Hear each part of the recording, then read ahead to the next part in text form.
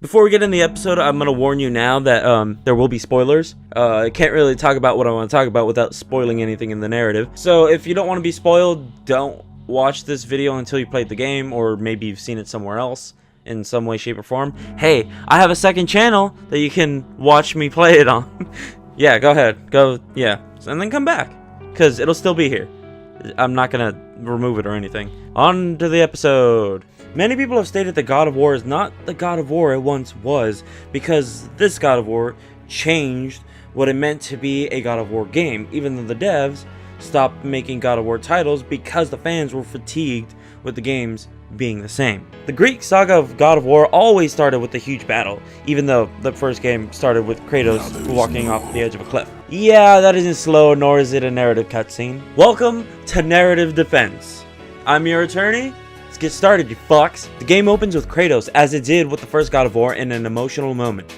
The first game's emotion was a selfish and impulsive decision, a decision that would persist through the saga. The Greek saga is Kratos' crescendo into the Norse mythology. The entire first saga is Kratos going from one god to the next, leaving the pantheon in his wake. The Norse mythology begins with Kratos, this time chopping down a tree, a seemingly mundane moment. This scene is important. We, the gamers, alongside Kratos, don't know the significance of these marked trees. People complain that Kratos could have chopped it down in one swing. True, we have seen him kill things much bigger and move things much heavier. That's not what the importance is from the semi-nude lumberjack. Kratos is showing restraint. He could have chopped it down in one swing, but he could have blown it to bits. His wife's promise contained his anger to fulfill her wish.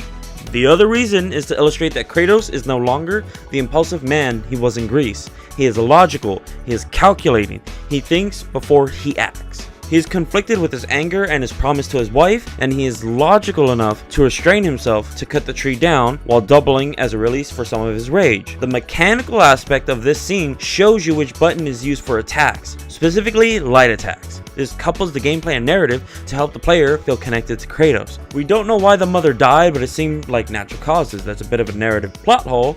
I accept that. It is odd because it is glossed over throughout the entire game. We get an explanation with all the yellow markers everywhere. There isn't much theorizing because the writers didn't think it was important enough to elaborate on, or her death is more important. They might be saving it for another game. We have a small walking scene of them walking and rowing the boat back to the house. A small conversation about the woods changing, a hint at Atreus' abilities. They arrive and they burn her body. A quaint dad joke. They're off to hunt some deer. A stroll through the woods you once went through before. Some small moments with the boy. A couple tough lessons from Kratos. A change. There are enemies. Draugr. A side effect of removing the marked trees. Some treasure to rip open. Some lore sitting in the open. Some unlockable areas for an endgame. A slight puzzle. We then reach the deer killing. A narrative moment for Atreus to become human. Learn to kill to survive and foster in the world without dying. Fight a giant troll. Sadly, the first and not the last you will fight this type of enemy. We kill the troll. The boy has a funny moment. His sickness is hinted. We reach home again. This time a fun boss appears. Another effect of breaking the warding spell around the wood. The fight with the stranger, Baldur, brother to Thor and son to Odin, carries narrative weight. Not because he is a god, but because this fight hints at some other narrative plots. Faye. Every dialogue spoken to Kratos is layered. They aren't meant for him. They were meant for Faye. They were looking for her, yet Baldur found Kratos. Now, why was Baldur looking for Faye? Odin. She's a giant. Odin wants Jotunheim. Kratos wins. He's worried that they will not make it to fulfill her last wish. Hint at the Blades of Chaos. The journey begins with the death of the mother. She is a camera in a way. We are her, the observer, the one who is seeing the future. She got to see the journey Kratos and Atreus go on. It closed to the opening. People complain that the new God of War is different than the Greek saga. An odd statement since people were sick of God of War because it didn't change. They didn't do anything different. God of War Ascension is that example. The devs changed everything from the old.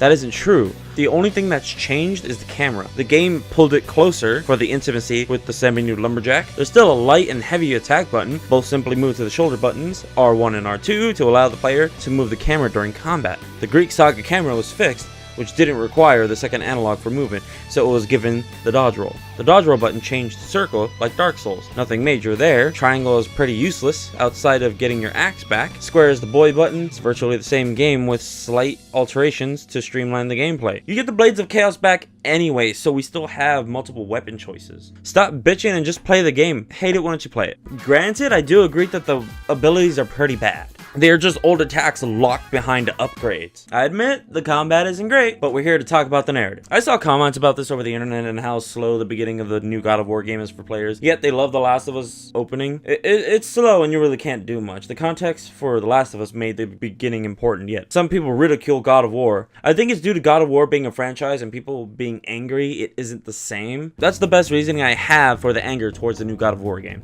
Thank you for watching. I hope you enjoyed the video. If you want to stick around, subscribe. I make stuff. You know what to do. Get out, you cock. The devs changed everything. It's not a God of War game.